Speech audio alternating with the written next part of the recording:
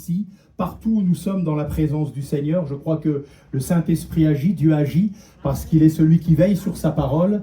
Et ce matin, eh bien, nous voulons recevoir encore le conseil de Dieu. Nous allons lire un texte d'introduction ensemble dans le livre de l'Exode au chapitre 3, et nous lirons du verset 11 au verset 15. Et je vous partagerai quelque chose, ce qui est finalement le fruit qui a amené la naissance de ce message pour nous ce matin. Je dis nous parce que je m'inclus très certainement. J'ai le privilège, moi vous voyez, le Seigneur, comme il sait que j'ai du mal à entendre, je prépare le message, j'y ai droit une première fois, et quand je le prêche, j'y ai droit une deuxième fois. C'est que le Seigneur a certainement quelque chose de particulier pour moi, mais je sais que c'est vrai pour chacune et chacun d'entre nous, que son nom soit béni. Amen. Voilà, alors on va dans Exode au chapitre 3, et nous lirons à partir du verset 11 jusqu'au verset 15e. Moïse dit à Dieu: qui suis-je pour aller vers Pharaon et pour faire sortir d'Égypte les enfants d'Israël? Dieu dit: je serai avec toi, et ceci sera pour toi le signe que c'est moi qui t'envoie. Quand tu auras fait sortir d'Égypte le peuple, vous servirez Dieu sur cette montagne. Moïse dit à Dieu: j'irai donc vers les enfants d'Israël et je leur dirai: le Dieu de vos pères m'envoie vers vous. Mais s'ils me demandent quel est son nom, que leur répondrai-je? Dieu dit à Moïse: je suis celui qui est. Littéralement, c'est l'Éternel présent. Celui en qui il n'y a ni commencement ni fin. Celui en qui il n'y a ni changement ni quoi que ce soit qui diffère. C'est le je suis de toute éternité. C'est ainsi que tu répondras aux enfants d'Israël: celui qui est m'envoie vers vous. Dieu dit encore à Moïse: tu parleras ainsi aux enfants d'Israël: l'Éternel, le Dieu de vos pères, le Dieu d'Abraham, le Dieu d'Isaac et le Dieu de Jacob m'envoie vers vous. Voilà mon nom pour l'éternité, voilà mon nom de génération en génération. Amen. Vous voyez, je crois que la réalité, Moïse, enfin moi j'y réfléchis comme ça, je me suis dit Moïse, maintenant il doit aller vers le peuple et avec quand même un message assez particulier. Et il est évident que aller et être le porte-parole d'un message comme celui qui est le sien et une mission comme celle qui est la sienne, ça n'est pas des choses les plus simples. Donc aller vers un peuple comme ça et dire il faut que nous fassions, il faut que ceci, que cela, c'est compliqué. Alors il veut demander à Dieu: mais quel est ton nom? Je vais y aller, oui, je vais être un ambassadeur, je vais représenter, mais qui est-ce que je représente? Et Dieu lui répond: je suis l'Éternel, celui qui ne change pas. Alors j'imagine encore, moi, Moïse qui va vers le peuple et qui dit: je suis, m'a dit que nous allions faire ceci, cela. Ça reste encore un peu compliqué. Mais Dieu est bon et Dieu est fidèle dans sa grâce. Alors il va lui dire: le Dieu d'Abraham, le Dieu d'Isaac et le Dieu de Jacob. Et vous savez, ça m'a fait réfléchir, ça. Et c'est comme cela que finalement est né ce message que je voudrais vous partager. Le Dieu d'Abraham, le Dieu d'Isaac et le Dieu de Jacob. Je suis convaincu, bien sûr, que si Dieu a révélé ce nom-là et que c'est en ce nom-là que Moïse doit aller vers le peuple, c'est parce qu'il y a une histoire derrière. Et il le dit: le Dieu de vos pères. Je suis le Dieu de vos pères. Et ça veut donc dire clairement que quand Moïse va aller parler au nom du Dieu d'Abraham, au nom du Dieu d'Isaac, au nom du Dieu de Jacob, ça va susciter quelque chose dans la tête des gens, un souvenir, le Dieu de nos pères. Il vient au nom du Dieu de nos pères.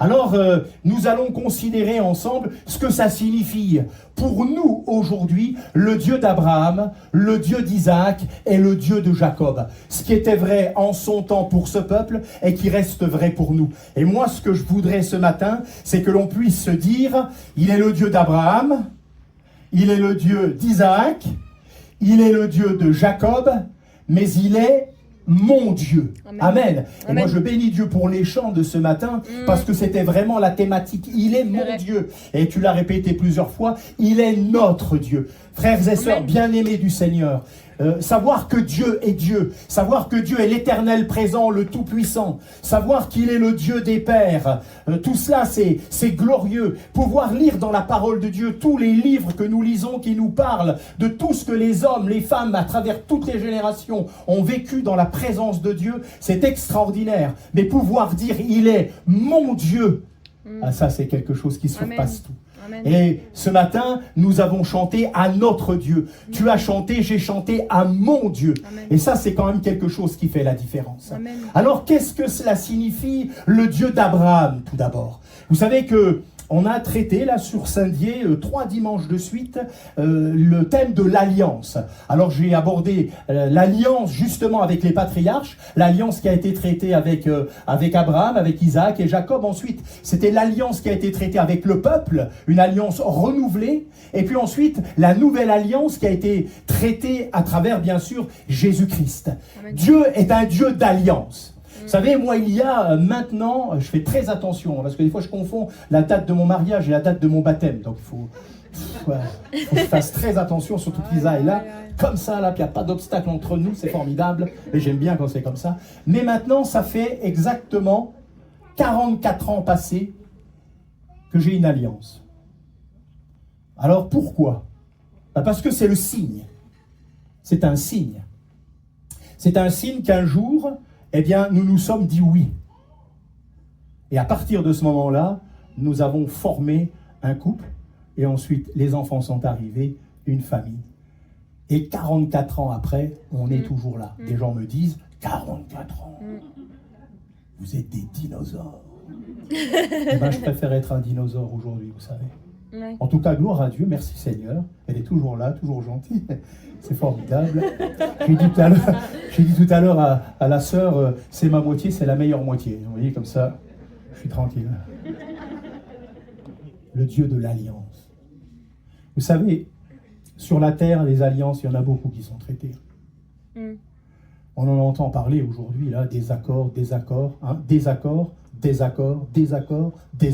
ça n'arrête pas, quoi. Ça vole en éclats, l'adversaire détruit les familles, détruit tout ce qu'il peut détruire, son temps est proche, il sait que bientôt c'est la fin, alors il s'acharne, et c'est vrai dans les familles, c'est vrai dans les nations, c'est vrai dans le monde, on est dans un temps géopolitique où on ne sait plus trop où on va, c'est compliqué, parce que des alliances aujourd'hui on en signe, et à peine signé, on a déjà mis à la poubelle le traité de l'alliance qu'on venait de signer. Donc heureusement que Dieu n'est pas comme ça. Et que quand il traite une alliance, il la traite avec sérieux. Mais vous savez, une alliance, ça implique toujours bien, qu'il y a des conditions pour que cette alliance reste vraie. Il y a des clauses et il y a une obligation. Cette obligation, c'est de respecter, d'obéir aux clauses de l'alliance. Autrement, nous brisons l'alliance. Dieu est fidèle à son alliance. Amen. Tout ce qu'il a dit à Abraham, il l'a accompli. Mais il y avait une condition. Et c'était vrai pour le peuple, c'est vrai dans la nouvelle alliance en Jésus-Christ, c'est vrai pour toi, c'est vrai pour moi. C'est que nous observions scrupuleusement ce que Dieu dit. Il n'y a pas d'improvisation avec la parole de Dieu. Je ne prends pas la parole, je gomme, je déchire, je découpe, je prends ce qui m'arrange, je prends tout. C'est ça, le contrat. Mais dès lors que je le fais, béni soit Dieu. Toutes les promesses contenues dans la parole de Dieu sont oui et amen en Jésus-Christ. Je peux donc m'attendre à ce que lui qui est fidèle à son alliance, fidèle à sa parole, accomplisse tout ce qu'il a dit. Il avait dit particulièrement à Abraham qu'il lui donnerait une descendance nombreuse. Regarde les étoiles du ciel. Waouh! Est-ce que tu peux les compter? Non. Eh bien, c'est ainsi que tu auras une postérité. Que Dieu soit béni. Dieu est un Dieu de vie. Il est un Dieu de projet, car je connais, moi, les projets que j'ai formés pour vous, dit l'Éternel, projets de paix et non de malheur, afin de vous donner un avenir et de l'espérance. Est-ce que tu as besoin d'espérance ce matin? Eh bien, moi, je te dis que Dieu veut te bénir. Amen. Il y a une espérance dans l'alliance que l'Éternel veut traiter avec nous. Il lui avait promis une terre, hein, et c'est formidable, une terre qui allait devenir une possession, une terre où le peuple allait pouvoir s'établir. Et Dieu l'a fait. Alors c'est sûr que ça ne s'est pas passé comme Dieu aurait voulu.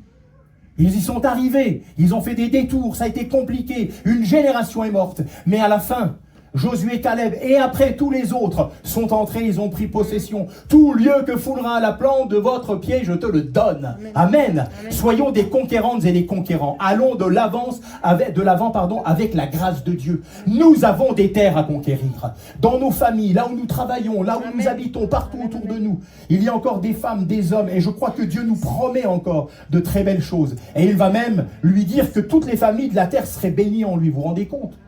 Eh, moi, je vais te dire quelque chose. Tu n'es pas sur la terre par hasard. Dieu veut que tu sois une source de bénédiction. Vous savez, le chrétien, ce n'est pas simplement quelqu'un qui est béni.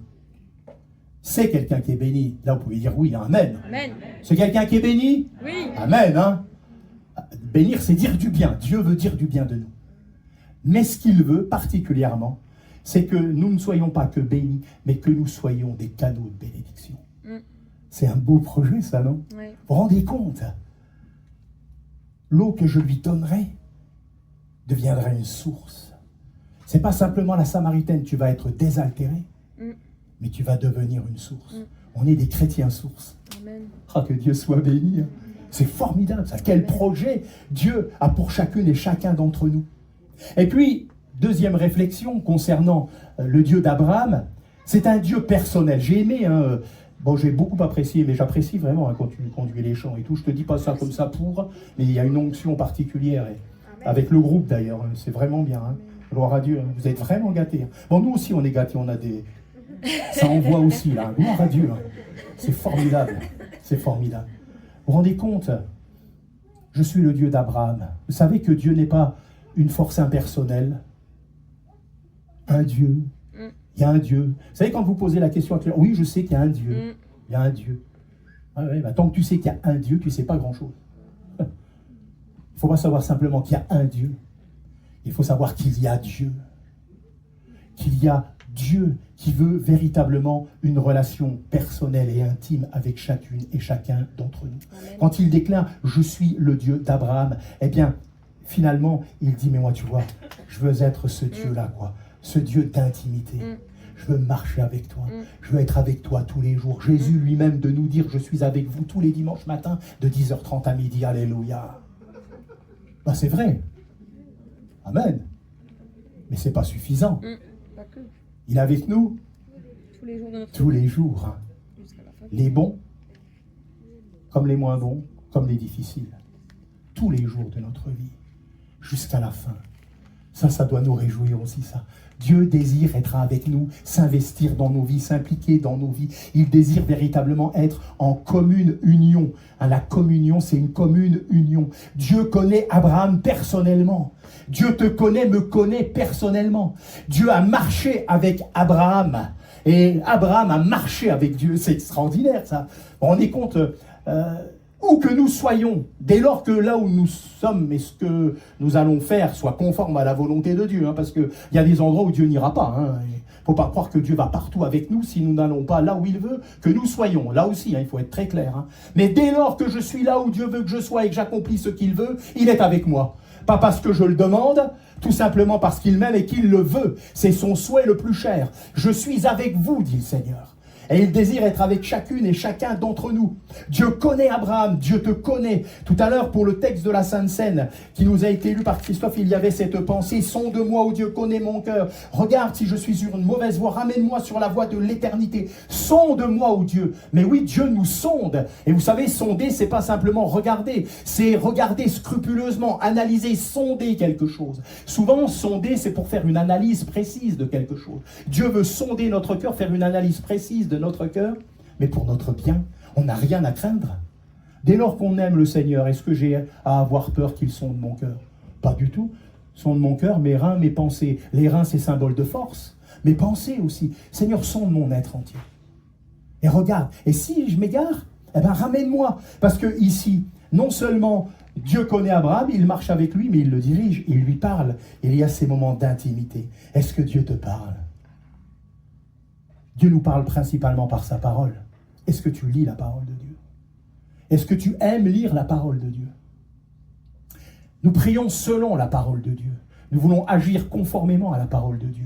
Nous voulons nous soumettre à la parole de Dieu. Parce que c'est la parole de Dieu qui véritablement fait grandir la foi. La foi vient de ce qu'on entend, ce qu'on entend vient de la parole de Dieu. Aimer Dieu, c'est aimer la parole de Dieu. Voilà. Si quelqu'un me dit un jour, moi j'aime Dieu mais j'aime pas sa parole, je dis t'as un problème. C'est comme si tu me disais j'ai faim et je mange jamais. T'es en danger. Non, quand tu aimes Dieu, tu as envie que Dieu te parle parce que tu sais qu'il te parle, parce que tu sais qu'il te connaît, qu'il veut te guider, te diriger. Alors tu vas plonger tes regards dans la parole de Dieu et là tu vas trouver tout ce qui contribue à la vie, à la piété. Tu vas être encouragé, fortifié. Tu vas avoir des réponses. Combien de fois, quand on ouvre la parole de Dieu, Dieu a la réponse. Et combien de fois même, quand le matin nous lisons la parole de Dieu, dans la journée nous rencontrons des gens et la parole de Dieu que nous avons lue le matin est la réponse pour eux l'après-midi. Vous l'avez vécu ça? C'est extraordinaire, quelle dimension. La vérité, la véracité, l'authenticité de la parole de Dieu et sa puissance. Et puis, bien sûr, Abraham, c'est le père des croyants. Donc Abraham, quand Dieu dit « je suis le Dieu d'Abraham », ça veut dire aussi que, eh bien, ce qu'il veut, c'est trouver la foi. Vous savez, Abraham, il a fait confiance à Dieu. Et alors, quand on comprend tout, c'est facile de faire confiance, mais quand on comprend rien... Là, c'est un peu plus difficile. Imaginez Dieu qui dit, bon ben voilà ce que tu vas faire, tu quittes ton pays, ta patrie, ta famille, tu quittes tout le monde. Et tu vas là où je t'envoie. Ah ouais? Seigneur, on pourra avoir un rendez-vous tous les deux. Je voudrais simplement que tu me donnes la carte, enfin le GPS aujourd'hui, avec toutes les étapes, où est-ce que je m'arrête, où est-ce que je mange, où est-ce que ceci, est-ce que ce... voilà, hein? Ben non, tu n'auras rien du tout. Ah, tu vas avancer. Et au fur et à mesure que tu vas avancer, ben, tu verras, il y aura des empreintes et tu n'auras qu'à mettre tes pieds dans l'empreinte des pas et ça te fera suivre un chemin et ce chemin, il s'appelle la volonté de Dieu. Ça, c'est le chemin de la foi. Vous savez, on pourrait partager tellement de témoignages de fois où Dieu nous a dit, il faut y aller. Il faut y aller. Ah, ok. Seigneur, tu ne te trompes pas, il n'y a pas quelque chose qui... Non, il faut y aller. Il faut y aller. Par la foi. La foi agissante, la foi vivante, en un Dieu vivant, qui ne fait jamais d'erreur. Bien sûr, c'est pour ça que c'est important de lire la parole de Dieu, de prier, de chercher la face de Dieu, parce qu'il nous révèle sa volonté et il nous donne la capacité de l'accomplir, pour que nous n'ayons pas de droite, de gauche, que nous n'errions pas, que nous ne soyons pas perdus. Alors il va quitter son pays. Vous vous rendez compte, Abraham quitte son pays sur la parole de Dieu. C'est extraordinaire, non, ça? Il quitte son pays sur la parole de Dieu et il va persévérer. Il va y avoir des temps difficiles, mais espérant contre toute espérance. Il va toujours garder l'espérance. Je reviens sur ce que j'ai dit, parce que je crois que c'est important pour quelqu'un ce matin. Reçois-le comme une parole du Seigneur. Car je connais, moi, le projet que j'ai formé pour vous, dit l'Éternel, projet de paix et non de malheur, afin de vous donner de l'espérance et un avenir. Dieu a de l'espérance pour toi, il veut placer dans ton cœur son espérance et il a un avenir pour toi. Espérant contre tout espérant. Quand tout le monde dit c'est fini, c'est terminé, il n'y a plus d'espoir, Dieu dit ça continue. Je suis ton espérance. Amen. Et là tout change, tout devient possible. Le Dieu d'Abraham, c'est celui finalement qui nous appelle à la foi, à la confiance, à persévérer malgré les difficultés. Parce que de toute façon, Dieu fait toutes choses pour un but et il a une issue de secours pour toute situation. Ce qui ne nous paraît pas possible est possible pour Dieu. C'est lui qui tient. Et parfois, c'est au dernier moment que la porte s'ouvre. Mais que Dieu soit béni, parce que finalement, ce qui est important, c'est qu'elle s'ouvre. Et que ce soit la sienne. Et vous savez, j'ai même trouvé cela. C'est Jésus dans le Nouveau Testament, dans Matthieu 22, versets 31 à 32. On l'a chanté aussi, tu me ramènes de la mort à la vie éternelle, oui.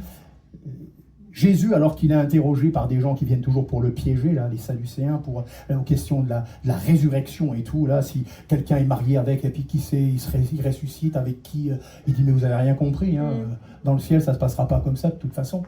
Mais voilà ce qu'il dit. Dieu dit, n'avez-vous pas lu que Dieu a dit, je suis le Dieu d'Abraham, le Dieu d'Isaac et le Dieu de Jacob? Et c'est quand même assez particulier la suite. Dieu est le Dieu, n'est pas le Dieu des morts, il est le Dieu des vivants. Tiens, qu'est-ce que ça vient faire là, quoi? Je suis le Dieu d'Abraham, le Dieu d'Isaac, le Dieu de Jacob. Dieu n'est pas le Dieu des morts, mais des vivants. Ouais. Vous savez, Dieu est, je l'ai dit tout à l'heure, le je suis, l'Éternel présent, celui qui n'a ni commencement ni fin. Et ici, quand il y a cette projection de ces patriarches-là qui ont marché selon la volonté de Dieu, il y a déjà l'annonce là de la résurrection et de la vie éternelle. Notre Dieu nous communique non seulement la vie ici-bas. Dieu veut que nous ayons une vie qui corresponde à sa volonté ici-bas. Dieu veut nous garder, nous conduire, vivre avec nous des moments d'intimité. Mais au-delà de tout, la mort n'a pas pu retenir Jésus. Amen. Il est ressuscité. Il est retourné dans la gloire. Il intercède pour nous. Et bientôt, il vient sur les nuées chercher celles et ceux qui lui appartiennent. Bien-aimés du Seigneur, ici, ça n'est qu'un temps. Virgule, éternité. C'est pas un point final. Rien ne s'arrête. Pourvu que nous soyons trouvés comme ces vierges sages, avec cette mesure d'huile qu'il faut, veillant, attendant. Mais ça, moi, ça me projette dans l'éternité. Dieu n'est pas le Dieu des morts, mais il est le Dieu des vivants, parce qu'il nous communique la vie. Et cela nous parle déjà de ces anciens, de ces patriarches, qui n'ont pas connu Jésus qui est venu, la mort et toute cette histoire de la croix et de la résurrection, mais qui sont morts dans la foi. D'ailleurs, dans Hébreux 11, nous lisons les héros de la foi, ils en font partie. Or, qu'est-ce qui sauve? Mais c'est la foi qui sauve. Amen. Amen. Donc là, il y a cette glorieuse attente de la résurrection et les morts en Christ ressusciteront premièrement. Et nous, si nous sommes restés vivants, nous serons attirés à lui sur les nuées. Alléluia. Et ce sera pour toujours. Ça commence par un repas magnifique, le festin des noces de l'agneau. Et là, je suis sûr que ça va être excellent. Oh là là, le menu et tout. Je sais que ce midi, il y a un bon dessert qui a été préparé. Je sais, je connais un peu les desserts là. Moi, j'aime bien les desserts, faut dire.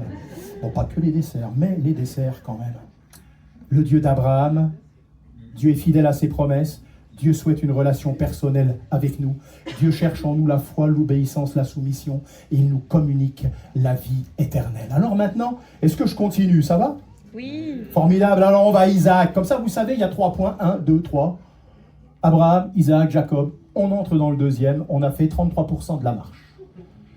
On va attaquer les deuxièmes 33% qui suivent. Isaac. Isaac, c'est qui? C'est le fils d'Abraham. Ça, on sait. Abraham et Sarah.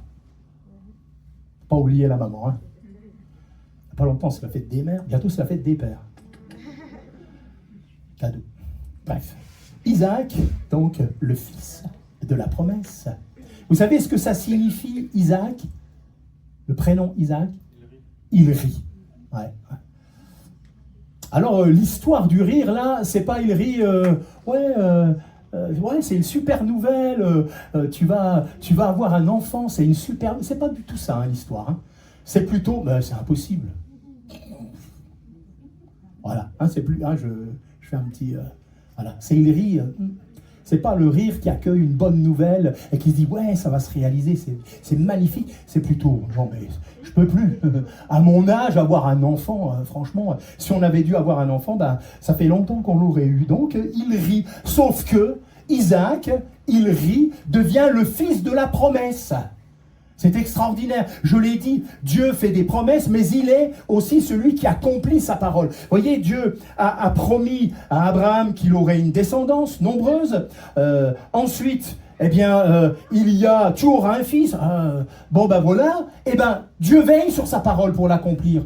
Vous voyez ici, Isaac, c'est l'accomplissement de la promesse de Dieu. Il y a toujours, selon la parole de Dieu et ses promesses, un temps où ça s'accomplit, où on le vit, où on entre dedans. Par contre, parfois, comme ça nous paraît un petit peu improbable, on se dit, ouais, peut-être que j'ai pensé, mais c'était pas vrai, j'ai rêvé, c'est moi qui ai pensé que. Non, quand ça vient de Dieu, ça vient de Dieu. Et si la promesse tarde à s'accomplir, attends-la parce qu'elle s'accomplira certainement. Persévère.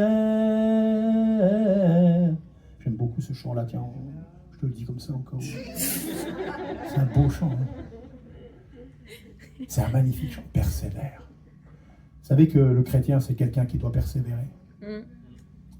C'est souvent, vous le savez très bien, souvent on est à la porte là d'entrée et puis là on arrête quoi. Ça vous est arrivé? Ça m'est arrivé. Tout près du but. Que Dieu nous fasse grâce. Ce matin, si tu as reçu une promesse de Dieu, même s'il y a longtemps, et que tu n'as rien vu encore, persévère. Parce que quand Dieu dit quelque chose, il veille sur sa parole pour l'accomplir. Et ça s'accomplira. Amen. Garde ça, serre-le là, tout contre ton cœur. Attends-toi à ce que les choses se réalisent quand Dieu veut, comme Dieu le veut. Il est fidèle à ses promesses. Ce qui paraît impossible aux yeux des hommes est possible à Dieu. Tout est possible à Dieu et tout est possible à celui qui croit. Amen. Peut-être ce matin, augmente ma foi, Seigneur. Augmente ma foi. Je ne veux pas me laisser arrêter par les circonstances, ce que je vois. Je ne veux pas avoir le regard charnel, je veux avoir un regard spirituel. Mets-moi en hauteur, Seigneur. Donne-moi de voir comme tu vois. Et là, ça change tout. Amen. Hein? Amen. Emmène-moi, transporte-moi, Seigneur, sur les hauteurs. Et puis, ce que je trouve formidable, c'est que l'alliance que Dieu a traitée avec Abraham, il va la renouveler avec Isaac et avec Jacob. Moi, je trouve que ça nous encourage finalement à considérer que la bénédiction, la promesse, l'alliance de Dieu ne s'arrête pas à une génération. Ce n'est pas uniquement pour toi, mais Dieu veut bénir les générations et les générations et les générations. Amen. Moi, ça me parle de nos familles, ça aussi. Dieu veut bénir la génération que nous sommes. Il a béni la génération d'avant, et il bénira la génération de demain. Et tant que Dieu prêtera vie, et tant que le Seigneur ne sera pas revenu, Dieu veut que cette bénédiction se transmette de génération et en génération. Amen. Dieu n'a pas fini de bénir. Il y a de belles promesses pour chacune, chacun. Il y a des promesses, je crois aussi, pour nos familles. La foi, ça se transmet. Les bénédictions spirituelles, elles se transmettent. C'est aussi la volonté de Dieu, ça. Gardons-le sur nos cœurs. Parfois, dans nos familles, nos propres enfants, ils ne sont pas encore au Seigneur.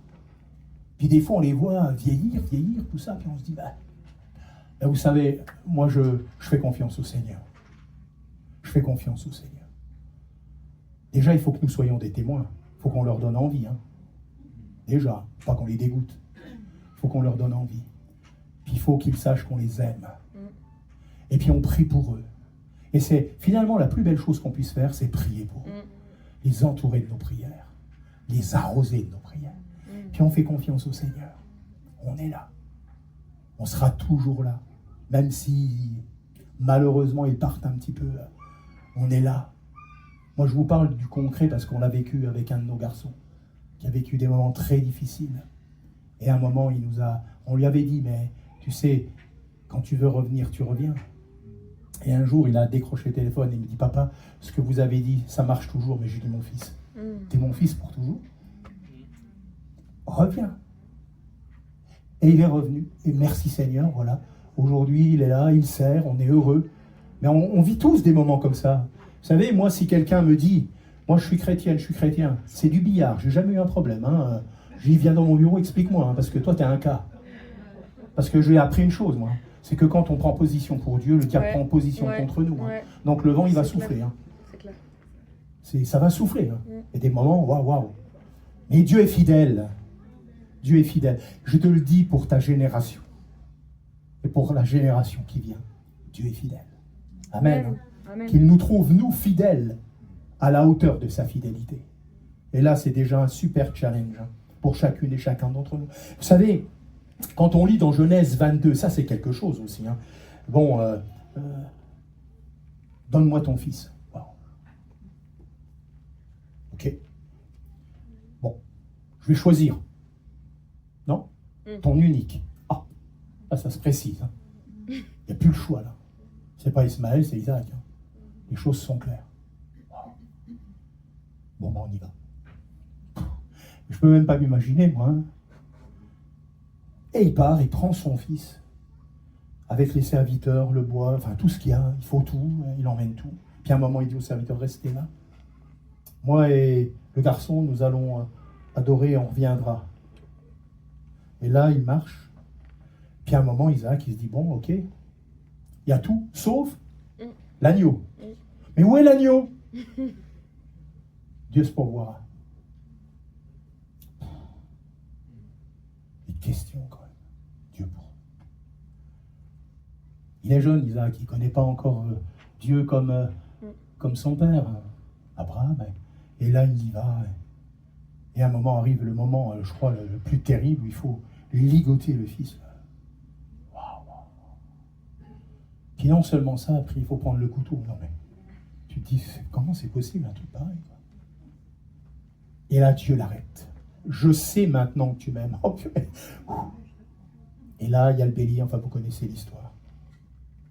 Alors on parle, et c'est vrai, hein, de la foi d'Abraham, hein, parce que quand il dit « nous irons, nous adorerons et nous reviendrons », il croit en la résurrection. D'ailleurs, c'est ce qui est dit plus loin dans la parole de Dieu. Il avait cette capacité de croire que même Dieu était capable de ressusciter son fils. Hein. Donc, il avait cette notion. Mais il fallait quand même, dans ce cas-là, pour que quelqu'un ressuscite, il faut qu'il meure. Hein. Donc, et puis pas n'importe quelle mort, quand même. Hein.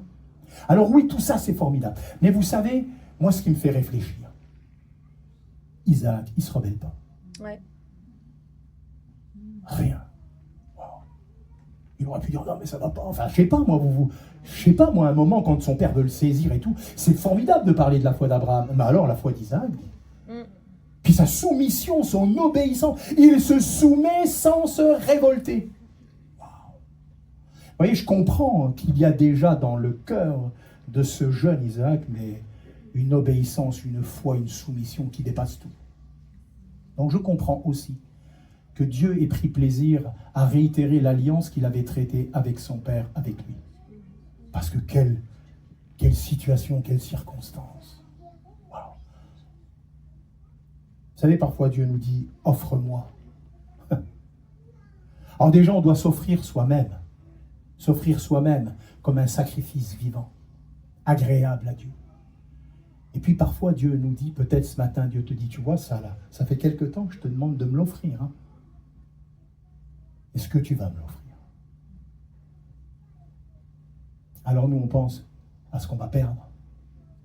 On oublie tout ce qu'on va recevoir. Et que bien souvent, un petit détail que l'on veut garder nous ferme la porte de grandes bénédictions. N'aie pas peur. Fais confiance au Seigneur.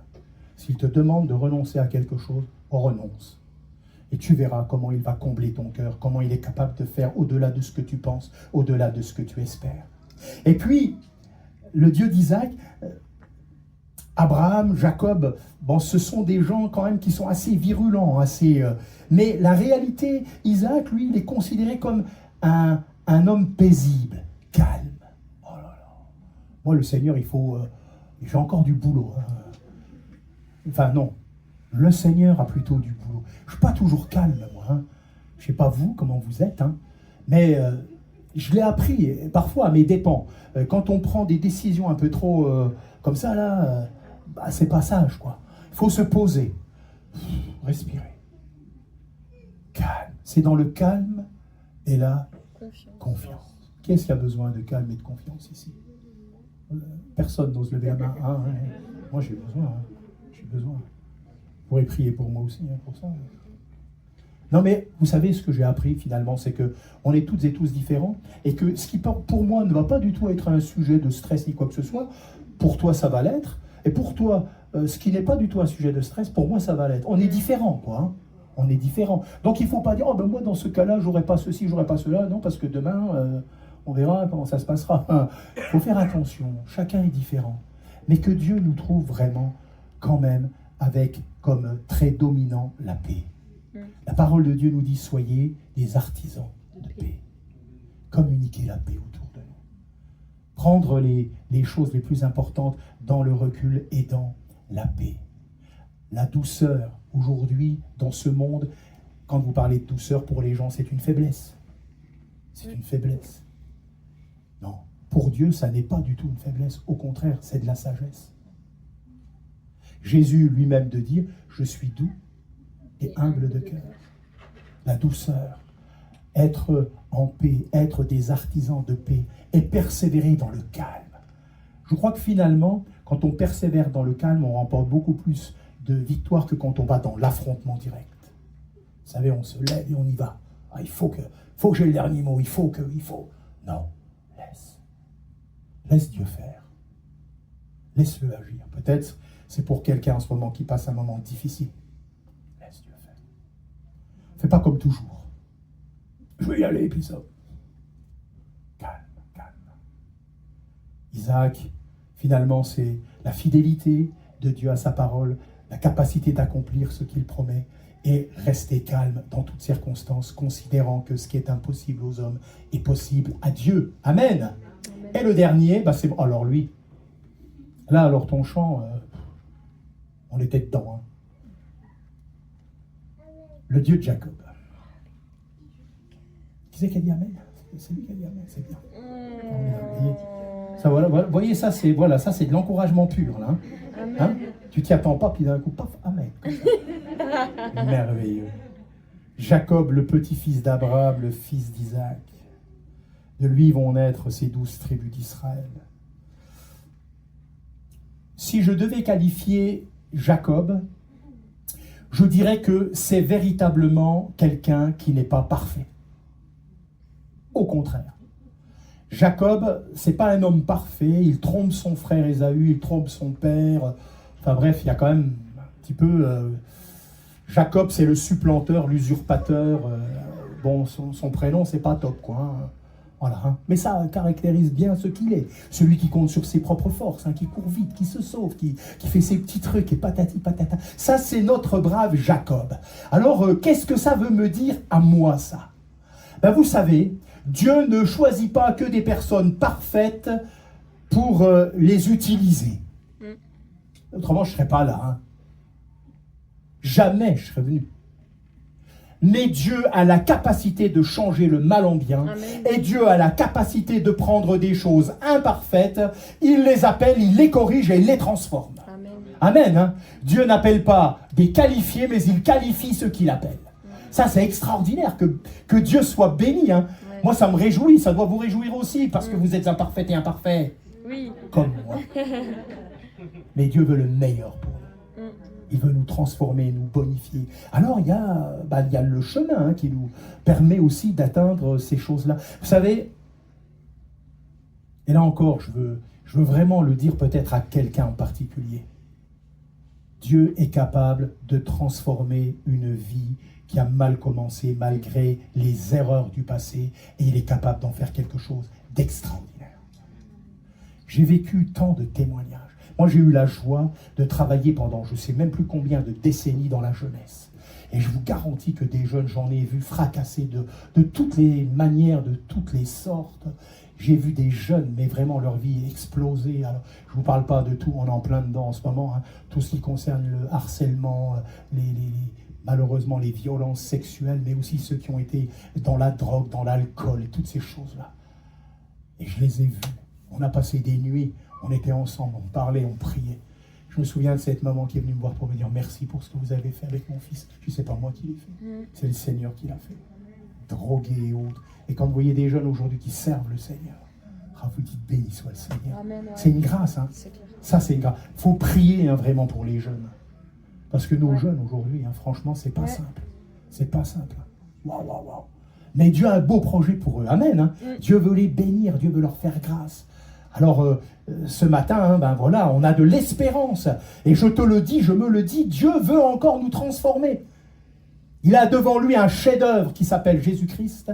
Et il veut chaque jour travailler pour que nous soyons de plus en plus ressemblants à l'image de ce chef-d'œuvre. Ouais. Il façonne en nous son caractère, déverse en nous ses pensées, ses sentiments. Il nous transforme. Amen. Hein. Amen. Ah, que Dieu soit béni. Ça vaut la peine de le laisser faire. Hein. Comme le potier qui veut faire de nous un vase d'honneur et pas un vase d'un usage vil. Jacob, il a connu l'exil, les conflits familiaux, les difficultés, la peur. Bref, oh là là, il en a connu des choses. Hein.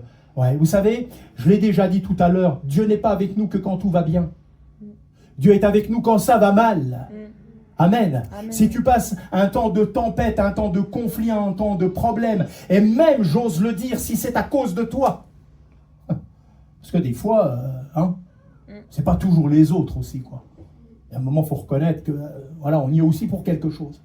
Mais je crois que Dieu est capable de ranger, de régler les problèmes, d'apporter des solutions. Alors, il faudra faire sa part. Ce qui est normal en tant que chrétien, on ne fait rien d'extraordinaire. Et puis Dieu fera ce qu'on ne peut pas faire. Parce qu'il est fidèle. Et parce qu'il est puissant pour le faire. Puis vous savez, souvent quand nous changeons, les choses changent. Hein, on veut que tout change, Dieu dit, il faut que tu changes d'abord. C'est vrai. Donc tu me laisses te changer, puis après tu verras que tout change. Ouais.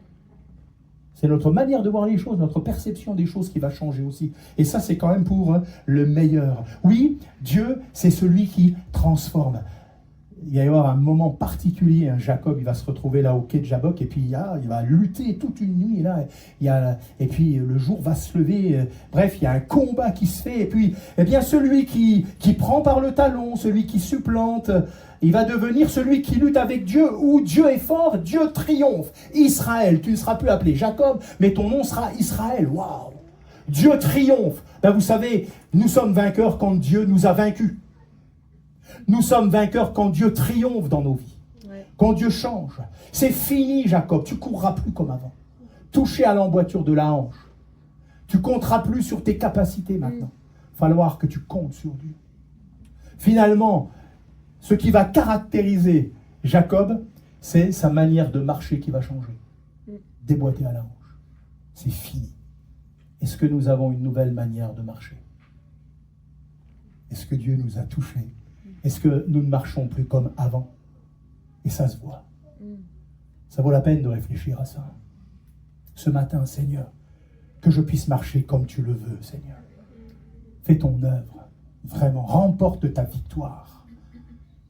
Fidélité, malgré ses faiblesses, fidélité de Dieu par rapport aux promesses, encore une fois faites à Abraham, renouvelées à Isaac, renouvelées à Jacob. Vous vous rendez compte? Oh là là, Abraham, moi je comprends qu'il y ait une alliance, cet homme, tu quittes et il y va, et son fils et tout. Isaac, lui qui est là et qui dit rien. Jacob, bon, lui c'est un peu plus compliqué, quoi. Eh bien, c'est la même alliance. Rendez compte, hein. Quel Dieu nous avons, hein. Un Dieu personnel, un Dieu d'intimité avec chacune et chacun d'entre nous. Vous savez, dans les psaumes, vous lisez les psaumes. Moi, j'aime beaucoup lire les psaumes. Et il y a dans plusieurs textes dans les psaumes où il est parlé du Dieu de Jacob. Le Dieu de Jacob. Alors, ce qui est intéressant, c'est de mettre le texte dans son contexte.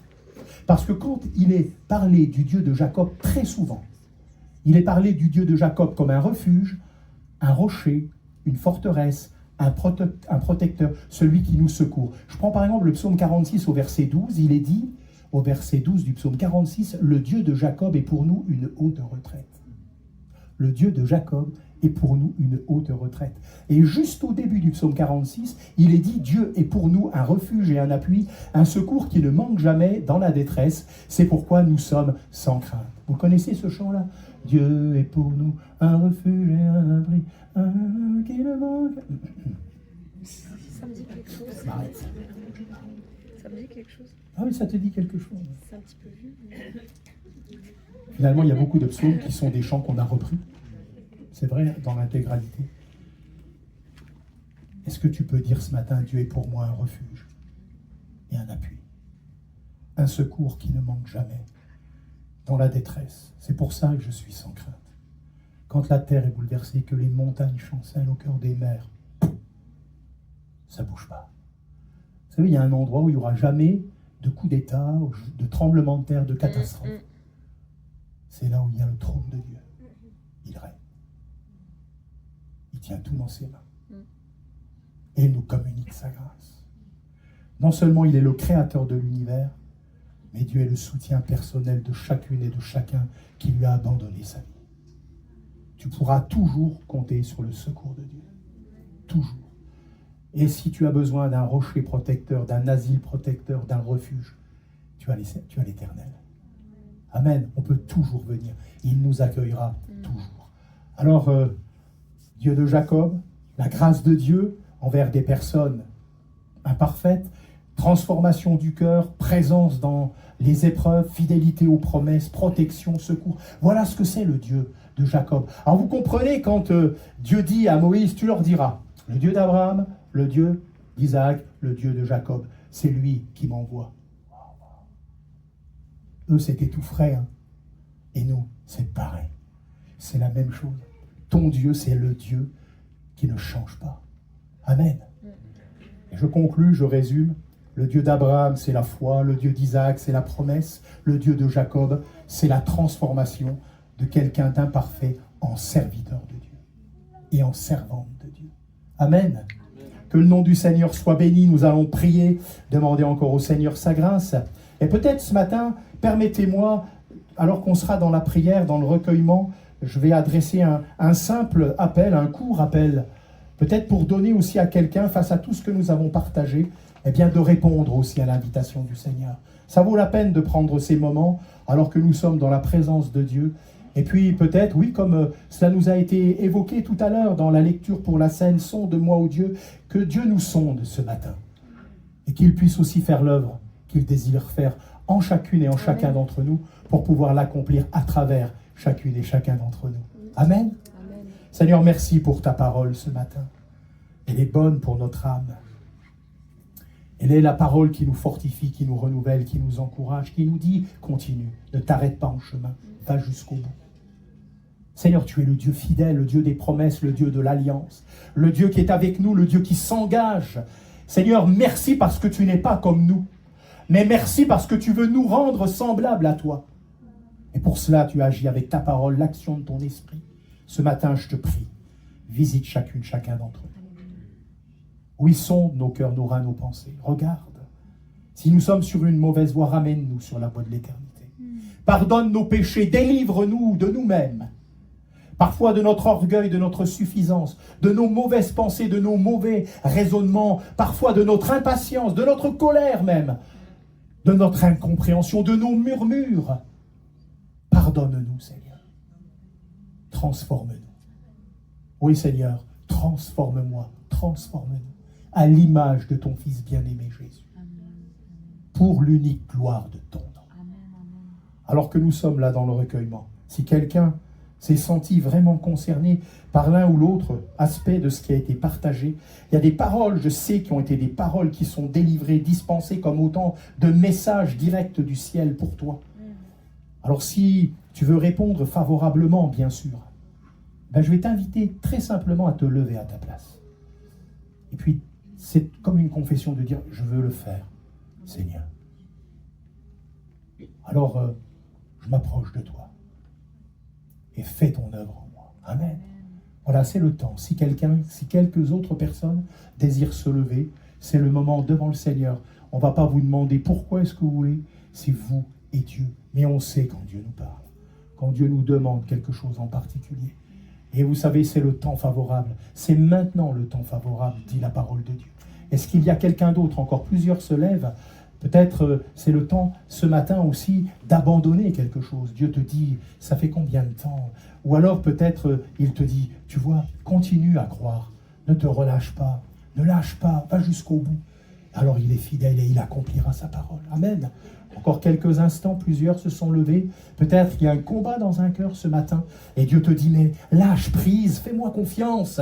Tu verras, moi j'ai quelque chose que tu ne soupçonnes pas. Je vais vous dire, la plus belle chose qui puisse nous arriver dans la vie, c'est la volonté de Dieu pour nos vies. Amen. Il n'y a rien, personne sur cette terre ne pourra avoir un plus beau projet pour toi que l'Éternel. Alors si tu as besoin de te lever maintenant, dans ce temps de cœur à cœur avec lui, tu le fais. Et nous allons prier. Et nous allons demander au Seigneur sa grâce. Seigneur, merci. Merci pour ces vies, ces décisions, Seigneur. Je te prie, toi qui fais au-delà de ce que nous pensons, demandons et même espérons, que la grâce surabondante de Dieu soit leur partage, que les choses changent, que les circonstances changent, transforment, ouvrent les portes, changent les situations, Amen. Donne encore, augmente, suscite la foi, l'obéissance, Seigneur, la soumission, la persévérance dans les vies. Seigneur, nous aurons de bons échos des témoignages rendus, parce que ce temps que nous vivons maintenant va avoir des répercussions dans les jours, les semaines, les mois à venir. Même dans les générations futures, dans les enfants, les petits-enfants. Nous le croyons pour les maris, les épouses. Nous le croyons, nous le confessons, nous invoquons le nom qui est au-dessus de tout autre nom ce matin au milieu de nous. Le nom de Jésus-Christ, seul nom donné aux hommes par lequel nous puissions être sauvés. Toutes les promesses de Dieu sont oui et amen en Jésus-Christ. Et nous les recevons pleinement par la foi. Seigneur, nous confessons ta victoire ce matin. Nous confessons la libération, la délivrance, le salut, la guérison, la transformation. Au nom puissant et glorieux de Jésus, Amen. nous nous attendons à toi. Amen. Nous voulons confesser la victoire. Parce que Seigneur, tu l'as déjà remportée. Parce qu'à la croix, tu n'as pas dit presque tout est accompli. Tu as dit tout est accompli, c'est fait, c'est payé. Seigneur, merci. Merci pour ce que tu fais maintenant. reçois nos actions de grâce. Amen. Et si quelqu'un ne s'était pas levé, Seigneur, si tu vois qu'il y a encore des luttes, des combats, je te prie, par le Saint-Esprit, continue de travailler ce cœur jusqu'à une pleine et entière victoire pour l'honneur et la gloire de ton nom, Seigneur. Alléluia. Amen. Amen. Amen. Vous pouvez reprendre place. Soyez bénis.